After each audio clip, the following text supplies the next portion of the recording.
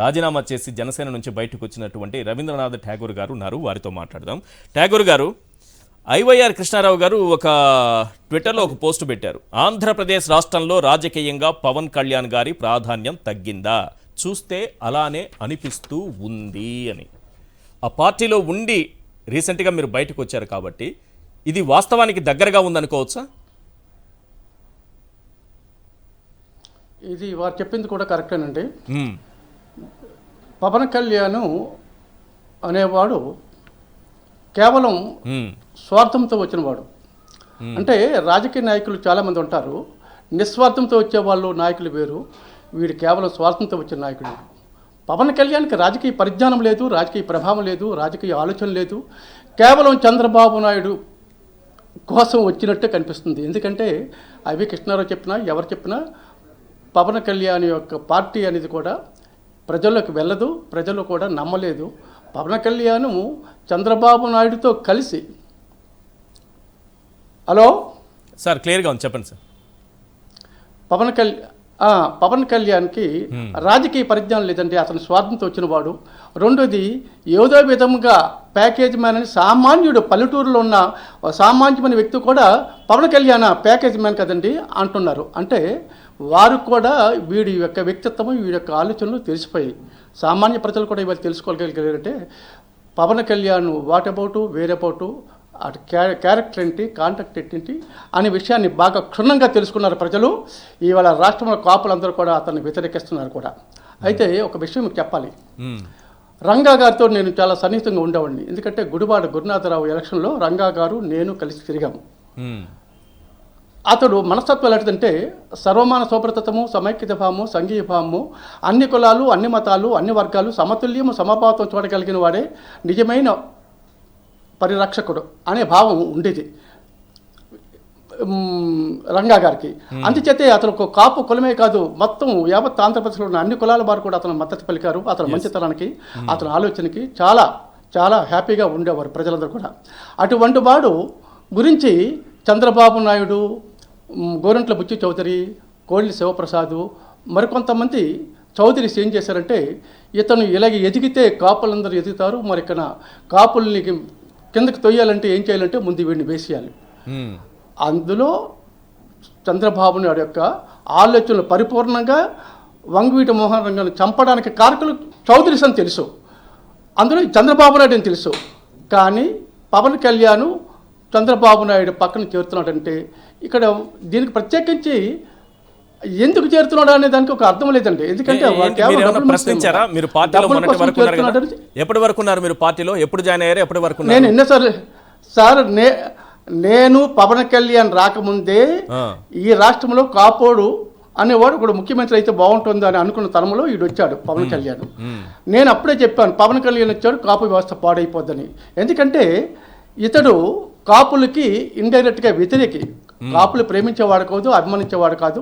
ఇతడు స్వార్థపరుడు, తన కోసం, తన ఎదుగుదల కోసం, తన ఆర్థికంగా తెలపడం కోసం తప్ప ఇది కాపు ప్రజలకు మేలు చేద్దామన్న దృక్పథం కలిగిన వాడు కాదు అనేది వాస్తవం 100% కరెక్ట్. మీరు ఎప్పుడు ఎందుకంటే ఇప్పుడు కొంతమంది మీరు ఎప్పుడు గుర్తించారు, ఎలా గుర్తించారు? సార్ ఇది చాలాసార్లు నేను చాలామంది మన కాపు నాయకులకు చెప్పారనమాట.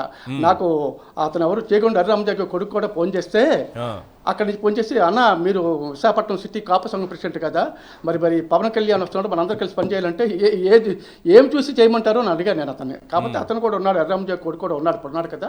పవన్ కళ్యాణ్కి ఎందుకు చేయాలి? పవన్ కళ్యాణ్ ఏం మంచి పని చేస్తాడని? ఎవడో మన వంగవీటి మోహన్ రంగా అనేవాడు మన యుగ పురుషుడు, మన కాపు వ్యవస్థకి నాంది పురుషుడైన అతను చంపేశాడే ఈయన చంద్రబాబు నాయుడు, వీళ్ళు కలిసి చంపారే. వీళ్ళకి వత్తాస పలికిని వీళ్ళు వెనకలు తిరిగిన వాడికి పవన్ కళ్యాణ్కి మనం సాయం చేయడం అంటే సమాజంలో ప్రజలు ఏమైనా ఒప్పుకుంటారయ్యా? ఇది అసందర్భమైన ఆలోచనలు, ఈ తప్పుడు ఆలోచనలు. అయ్యా హరిరామజాగ్ గారు, మీ నాన్నగారు, నేను కలిసి దాసరి నారాయణరావు గారు, అతను పల్లం రాజు గారు కలిసి సోనియా గాంధీ గారు కూడా వెళ్ళాము. సోనియా గాంధీలు కాపులు బీసీలు చేర్చామనంటే ఆవిడకి కాపులేంటో తెలియదు. ఆవిడకి ఆంధ్రప్రదేశ్లో కాపులేంటో తెలీదు. ఆవిడ తెలిసింది రెడ్లు కమ్మోళ్ళే. అయితే ఆ పరిపాలనలో మాకు బీసీలు చేర్చమనే ఆలోచనతో వెళితే ఈ ఇతడు ఎవడు చంద్రబాబు నాయుడు మాకు బీసీలో చేర్చకుండా ఉండటానికి, బీసీలోకి వెళ్లకుండా ఉండటానికి అనేక రకమైన కుయుక్తుతో మాకు అన్యాయం చేసిన వ్యక్తిలో అంటే వీడొక ప్రథముడు. ఇంతకంటే దుర్మార్గుడు మరి ఉంటాడు. 5% రిజర్వేషన్ సామాన్యుడు కాదు. తీర్మానం చేసి కేంద్రానికి పంపించారు చంద్రబాబు.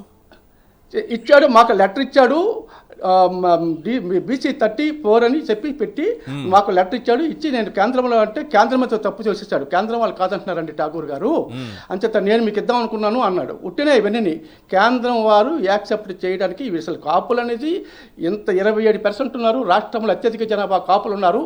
వాళ్ళకి అన్యాయం జరుగుతుందని అడిగేటువంటి వాడు మా కాపుల్లో లేకపోవచ్చు. కానీ వీడు అసలు మా కాపులకి ఏ విధముగా ఎదగడానికి అవకాశం లేకుండా సర్వనాశనం చేసేవాడు. మాకు బద్ధశత్రువు అంటే చంద్రబాబు నాయుడు, అందులో డోకా లేదు. బద్ధశత్రువు సమాజంలో ఇంత చీటప్పరు కూడా మరి ఉండటం కూడా. అతనికి మద్దతిస్తూ పవన్ కళ్యాణ్ తీసుకుంటున్నటువంటి నిర్ణయాలు పాయింట్ నెంబర్ 1. పాయింట్ నెంబర్ 2 అడుగుతున్నాం మిమ్మల్ని.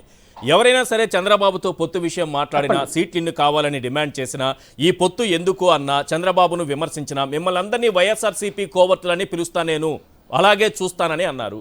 ఏంటి పార్టీలో ఎవరు పవన్ కళ్యాణ్కి ఏ సలహాలు ఇవ్వద్దా, ఏ సూచనలు ఇవ్వద్దా, ఎటువంటి అభిప్రాయాలు చెప్పకూడదా? మరి రవీంద్రనాథ్ ఠాగూర్ ని కూడా కోవర్ట్ గా భావించాడండి ఆయన. ఠాగూర్ పాపం కాపుల కోసం ఆయన రవీంద్రనాథ్ ఠాగూర్ ని కూడా కోవర్ట్ గా భావించేస్తే హరిరామ జోగయ్య కూడా కోవర్టే సార్. ఆయన కూడా 2 లెటర్లు రాశారు. ఇప్పటికి ఆయన ప్రశ్నిస్తే కోవర్ట్ అంటే హరిరామ జోగయ్య కూడా కోవర్టే 2 లెటర్లు రాశారు. అంతే కదా, ప్రశ్నించిన వాళ్ళందరూ ఆయన ప్రశ్నించడానికి ఆయన చేసిన తప్పుల్ని రవీంద్రనాథ్ ఠాగూర్ ప్రశ్నిస్తే మనవాడు పవన్ కళ్యాణ్ చూస్తున్నాడు. పవన్ కళ్యాణ్ జనసేన పార్టీ పెట్టాడు. ఇది సమయము, ఇది ఆసన్నమైనది. కాపోడు ముఖ్యమంత్రి అవడానికి ఇది అవకాశం ఉంటుంది. తప్పనిసరిగా ఠాగూర్ గారు మీరు మన వాళ్ళందరినీ అవకాశం కల్పించి మన పవన్ కళ్యాణ్ ముఖ్యమంత్రి అయ్యేటట్టు మనం చూసుకోవాలని అని చెప్పడం జరిగింది.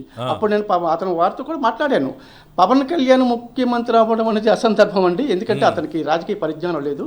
రెండోది అది వాడు ఏంటంటే ఒక పొకిండి కబుర్లు అన్నట్టు ఉంటుంది తప్ప అది రాజకీయ పరిజ్ఞానంతో మాట్లాడినట్టు ఎక్కడ లేదు.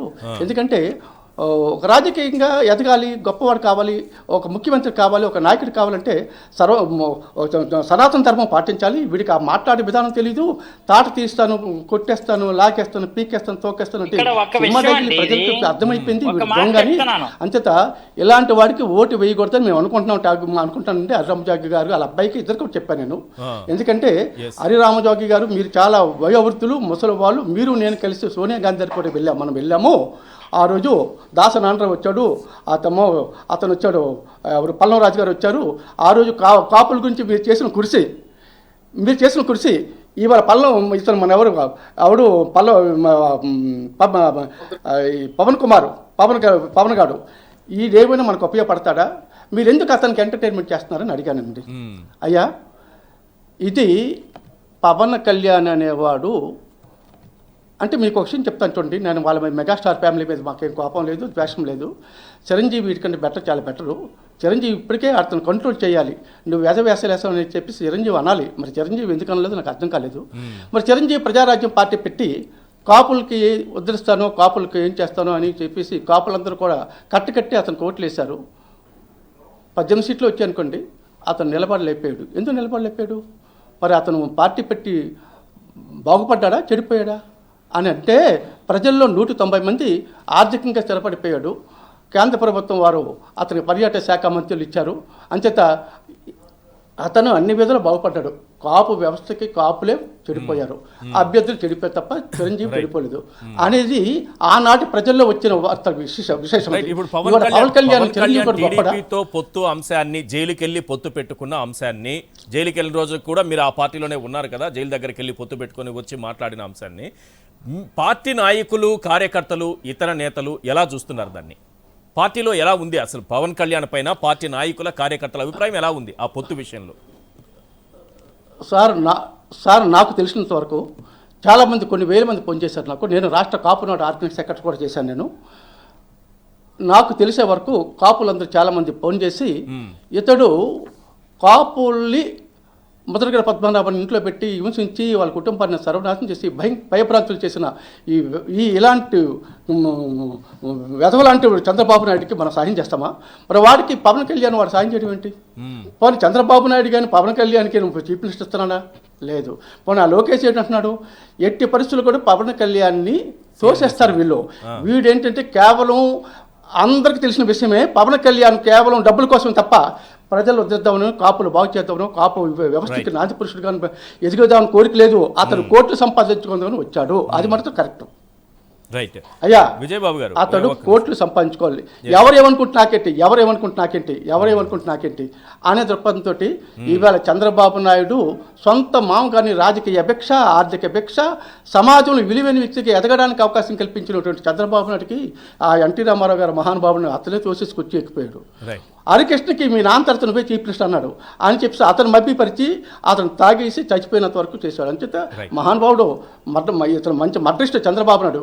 చంపడంలో వీడికంటూ గొప్పవాడు మరొక లేడు. ఎందుకంటే తడుగుడత పేకలు కోసేస్తుంటాడు. ఈ చంద్రబాబు నాయుడు రాష్ట్రానికి ముఖ్యమంత్రి అయితే రాష్ట్రం అధోగతికి వెళ్ళిపోతుంది. పవన్ కళ్యాణ్ లాంటి వాళ్ళు తెలివి తక్కువ వాళ్ళు మూర్ఖులు అంటారు వీళ్ళు. అంచేత చంద్రబాబు నాయుడు ఎలాంటి వాడు చెప్పంటారంటే ఇది లాస్ట్ అండ్ ఫైనల్. ప్రపంచంతో మునిగిపోవాలి, ప్రపంచంలో అందరూ పోవాలి, నేను, నా కొడుకు, నా భార్య, నా మనవడే తేలిపోవాలి, ఈ దేశాన్ని వేలుకోవాలి అనే దృక్పథం కలిగి ఇంత నీతిమాలిన వాడు, నికృష్టుడు, ఇంతకంటే చెడ్డవాడు ప్రపంచంలో ఉండాలి. ఆ గుట్టల్లో సామ్రాజ్యంలో ఉన్న ఒక ఎల్లో తాత హ్యాపీగా ఉండాలి, ఇంకొక పచ్చ మీడియా హ్యాపీగా ఉండాలి, 2 ఛానళ్ళు హ్యాపీగా ఉండాలి, తన హెరిటేజ్ వ్యాపారం హ్యాపీగా అంతే. మరి ఆయన ఒక్కరే కాదు, ఇవి కూడా కొంత ప్రజాసేవలో ఇది ఒక భాగం. ఆయన చేసే ప్రజాసేవలో ఇది ఒక భాగం. అంతే కదండి.